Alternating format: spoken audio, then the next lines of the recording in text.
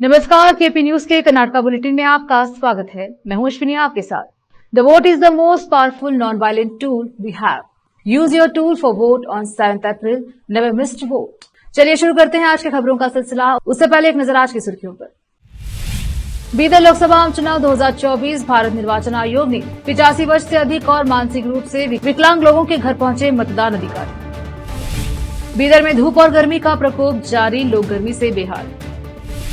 CM Siddaramaiah का कहना है कि कोई मोदी लहर नहीं है, केवल गिनती की गारंटी है। राहुल 26 अप्रैल को कर्नाटका के विजयपुरा में प्रचार करेंगे। कर्नाटका में ईसी ने 4.8 करोड़ रुपए जब्त किए। बीजेपी नेता के सुधाकर के खिलाफ एफआईआर दर्ज।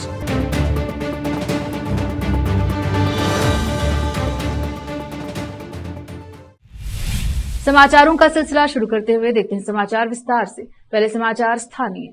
बीदर लोकसभा आम चुनाव 2024 भारत निर्वाचन आयोग ने 85 वर्ष से अधिक और मानसिक रूप से विकलांग लोगों को घर से मतदान करने की अनुमति दी है।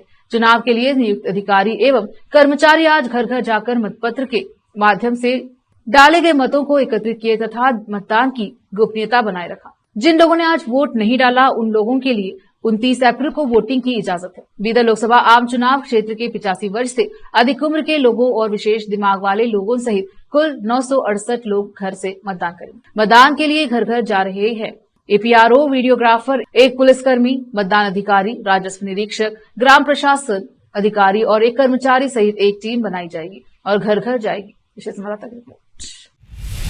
बीदर में गर्मी का मौसम चरम पर है। सूरज की तपिश ने लोगों को परेशान कर रखा है। सुबह 8 से 9 बजे से ही धूप का प्रकोप जारी है, जो दोपहर होते होते आग के समान हो रहा है। इस तपती धूप और गर्मी के कारण शहर में लोगों का सड़कों पर हुजूम कम हो रहा है। खासकर दोपहर के समय सड़कें सूनी हो रही हैं। लोग जरूरी काम रहने पर ही दोपहर में बाहर निकल रहे हैं। धूप का प्रकोप शाम 5 से 6 बजे के बीच कम हो रहा है, जिससे लोग बाहर निकल पा रहे हैं। आज बीदर में अधिकतम तापमान 38 डिग्री और न्यूनतम तापमान 27 डिग्री दर्ज किया गया। आज दोपहर में लोगों को गर्म हवा को झेलना पड़ा। कैमरामैन पपुराज का कवरेज। एनएसयूआई के राज्य महासचिव मोहम्मद फिरोज खान, जो गुलबर्गा लोकसभा क्षेत्र से एनएसयूआई के चुनाव प्रभारी भी हैं, उन्होंने आज गुलबर्गा लोकसभा क्षेत्र का जायजा लिया। क्षेत्र के विभिन्न हलकों का जायजा लेने के साथ मोहम्मद फिरोज खान ने कांग्रेस के उम्मीदवार राधाकृष्णा आरके के साथ मुलाकात करके चुनावी मुद्दों पर चर्चा की। इसके साथ साथ जिला प्रभारी मंत्री प्रियांक खरगे और विधायक कनीस फातिमा के पुत्र और समर्थकों से बात की और चुनावी रणनीतियों पर चर्चा की। मोहम्मद फिरोज खान ने एनएसयूआई के सदस्यों सहित अन्य समर्थकों से भी मुलाकात की और उनसे चुनाव संबंधी चर्चा की। रोकते हैं समाचारों का सिलसिला, लेते हैं छोटा सा ब्रेक। जल्द लौटेंगे ब्रेक के बाद।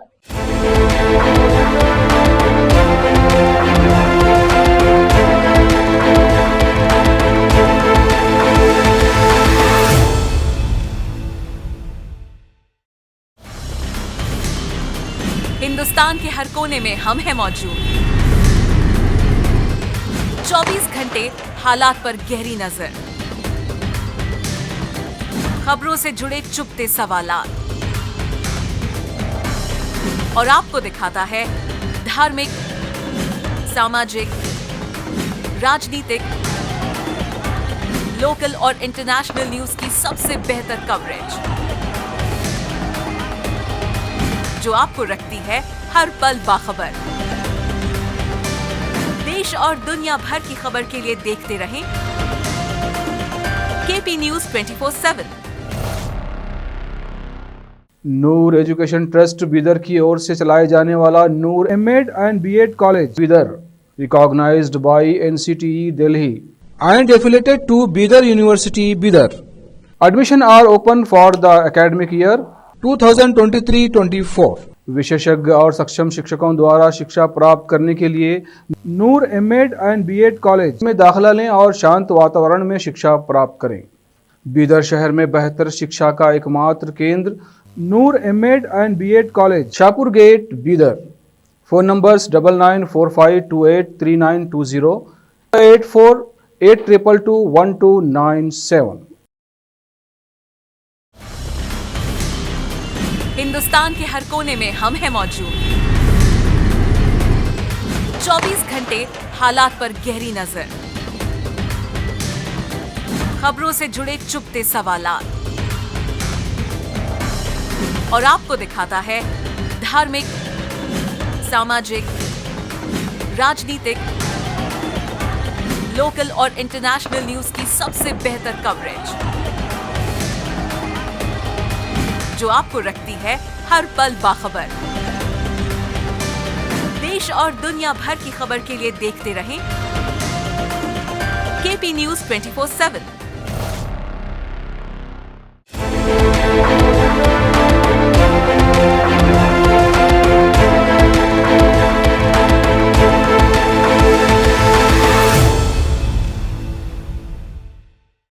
ब्रेक के बाद स्वागत है आपका। देखते हैं समाचार।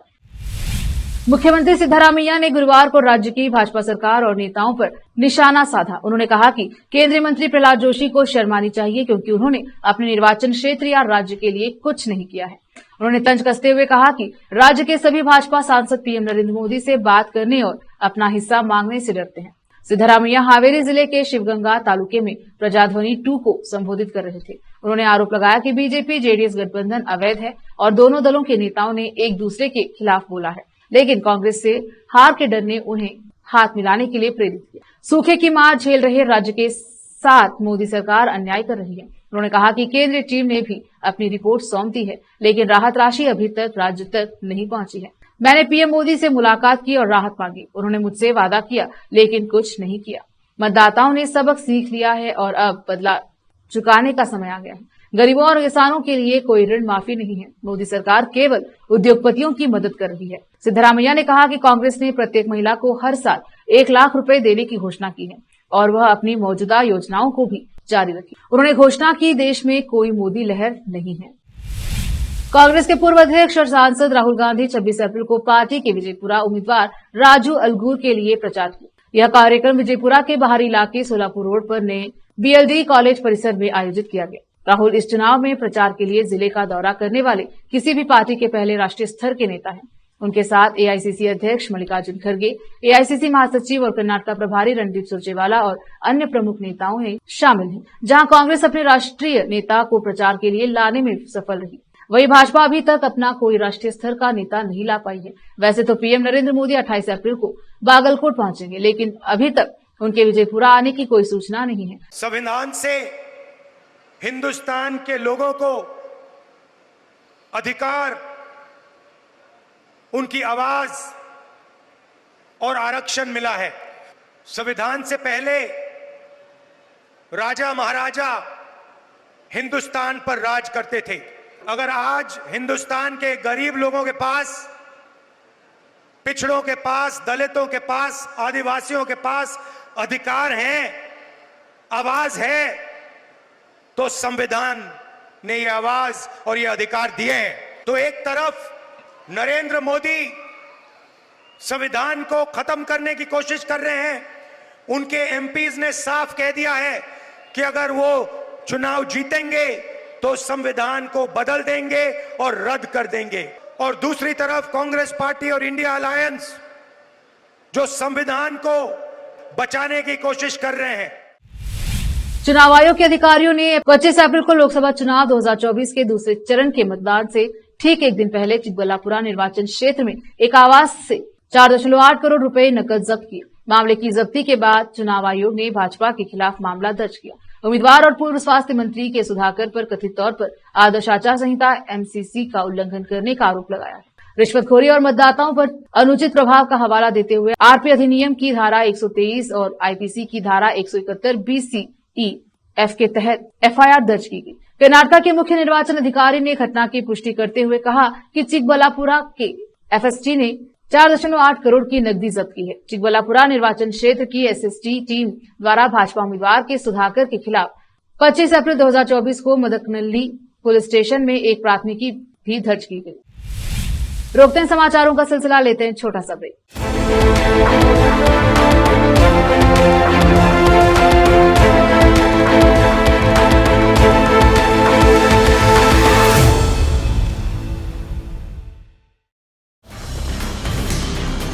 हिंदुस्तान के हर कोने में हम हैं मौजूद।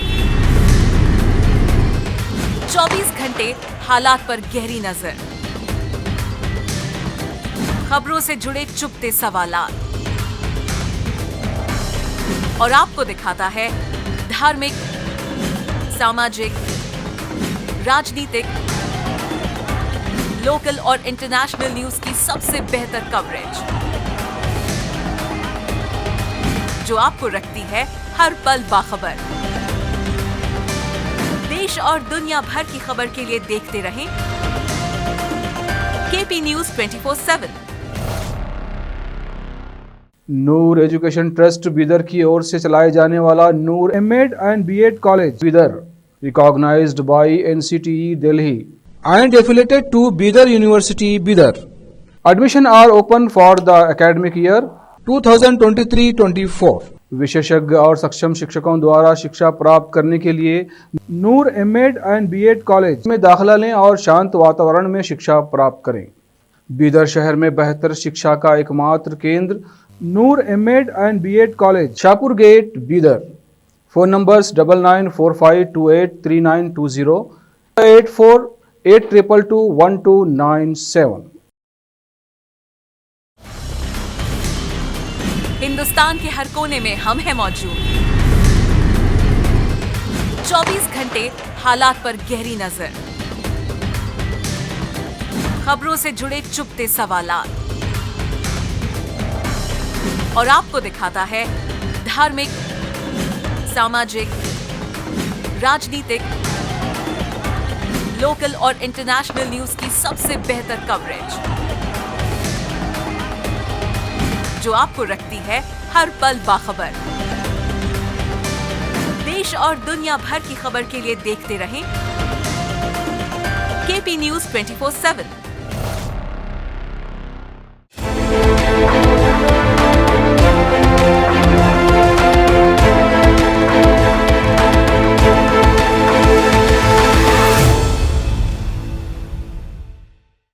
ब्रेक के बाद स्वागत है आपका। देखते हैं समाचार। एआईसीसी के कर्नाटका के प्रभारी महासचिव रणदीप सिंह सुरजेवाला ने गुरुवार को कहा कि भारत का चुनाव आयोग ईसीआई जो कभी तक तटस्थ निकाय था, अब पीएम द्वारा नियंत्रित है। चुनाव आयुक्त का चुनाव अतीत में भारत के मुख्य न्यायाधीश, विपक्ष के नेता और प्रधानमंत्री के 3 सदस्यीय समूह द्वारा किया जाता है। दुर्भाग्य से इतनी महत्वपूर्ण संस्था आज नरेंद्र मोदी की जेब में चली गई है। सुरजेवाला ने कहा संवाददाताओं से, यह मोदी की जेब में एक कलम की तरह है और वह इसे इच्छानुसार इस्तेमाल कर रहे हैं। सुरजेवाला ने कहा कि कांग्रेस ने हाल ही में राजस्थान में एक चुनावी रैली में मुसलमानों को निशाना बनाने वाले कथित नफरत भरे भाषण के लिए पीएम के खिलाफ कार्यवाही शुरू करने के लिए ईसीआई से अपील की थी। उन्होंने कहा चुनाव विकास, शिक्षा, बांध, सड़क, बुनियादी ढांचे, आईआईटी, आईआईएम, सिंचाई आदि जैसे प्रमुख मुद्दों पर लड़ा जाना चाहिए, लेकिन मोदी नफरत के एजेंडे पर चलते हैं। उन्होंने कहा कि मोदी समाज का ध्रुवीकरण करने के लिए ऐसी टिप्पणियां कर रहे हैं क्योंकि उन्हें मौजूदा लोकसभा चुनाव में हार का डर है। उन्होंने कहा जो नेता हार रहा है वह केवल दूसरों को गाली देगा और क्रोधित और निराश होगा। सुरजेवाला ने कहा कि पीएम कर्नाटका में कांग्रेस सरकार की गारंटी को लेकर चिंतित है। उन्होंने पूछा कि क्या कर्नाटका सरकार विकास की प्रक्रिया में लोगों को शामिल करना शहरी नक्सलवाद या ग्रामीण नक्सलवाद है, जैसा कि भाजपा नेताओं ने दावा किया है। हम लोगों को सरकार का मालिक बना रहे हैं। उन्होंने कहा हम जनता के सेवक हैं।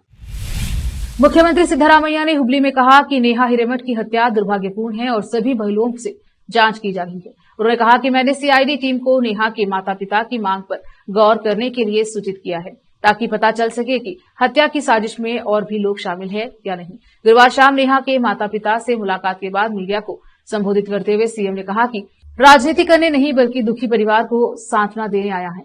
उन्होंने कहा सरकार परिवार के साथ खड़ी है और जरूरत पड़ने पर सभी आवश्यक सहायता और सुरक्षा प्रदान करेगी। सिद्धरामैया ने कहा कि पुलिस ने हत्या के आरोपियों को गिरफ्तार कर सीआईडी ने पूछताछ शुरू कर दी है। उन्होंने कहा कि मैंने परिवार को आश्वासन दिया है कि आरोपियों को अधिकतम सजा दी जाए। इसी बीच नेहा के पिता और कांग्रेस पार्षद निरंजन हिरेमठ ने हत्या मामले की त्वरित सुनवाई के लिए कदम उठाने के लिए सरकार को धन्यवाद दिया। मुझे मेरी बेटी के हत्यारे के लिए मृत्युदंड का आश्वासन दिया गया। जिंदगी के बदले जिंदगी और उस दिन का इंतजार करूंगा जब हत्या के आरोपी को फांसी होगी। मैंने नेहा की हत्या के दिन अपनी कठोर प्रतिक्रिया के लिए सीएम और अन्य नेताओं से माफी भी मांगी है। तमिलनाडु बीजेपी अध्यक्ष के अन्नामलाई ने गुरुवार को कहा कि 4 जून को जब आम चुनाव के नतीजे घोषित होंगे तब बीजेपी दक्षिण भारत में पहले से ज्यादा मजबूत होकर उभरेगी। यहां मीडिया कर्मियों से बात करते हुए अन्नामलाई ने कहा कि कर्नाटका के बड़े योगदान के साथ तेलंगाना के बाद भाजपा केरल और तमिलनाडु में भी अपना खाता खोलेगी। उन्होंने कहा कि एनडीए पुडुचेरी और गोवा में भी विजय होगा। उन्होंने कहा कि भाजपा फिलहाल तमिलनाडु में तीसरे स्थान पर है और वह निश्चित रूप से वहां अपना वोट प्रतिशत बढ़ाएगी। अन्नामलई ने कर्नाटक सरकार की गारंटी से भाजपा की जीत की संभावनाओं पर कोई प्रभाव पड़ने से भी इनकार किया।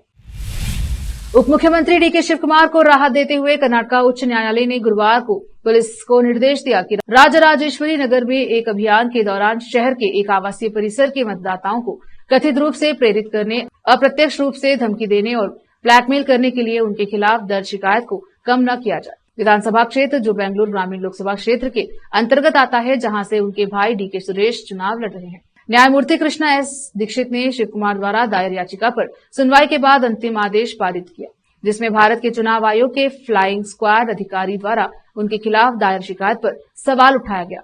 अदालत ने कहा कि अंतरिम आदेश सुनवाई की अगली तारीख तक लागू रहेगा। फिर से एक नजर आज के मुख्य समाचारों पर। बीदर लोकसभा आम चुनाव 2024 भारत निर्वाचन आयोग ने 85 वर्ष से अधिक और मानसिक रूप से विकलांग लोगों के घर पहुंचे मतदान अधिकारी। बीदर में धूप और गर्मी का प्रकोप जारी, लोग गर्मी से बेहाल। सीएम सिद्धरामैया का कहना है कि कोई मोदी लहर नहीं है, केवल गिनती की गारंटी है। राहुल 26 अप्रैल को कर्नाटक के विजयपुरा में प्रचार करेंगे। कर्नाटक में ईसी ने 4.8 करोड़ रुपए जब्त किए, बीजेपी नेता के सुधाकर के खिलाफ एफआईआर दर्ज।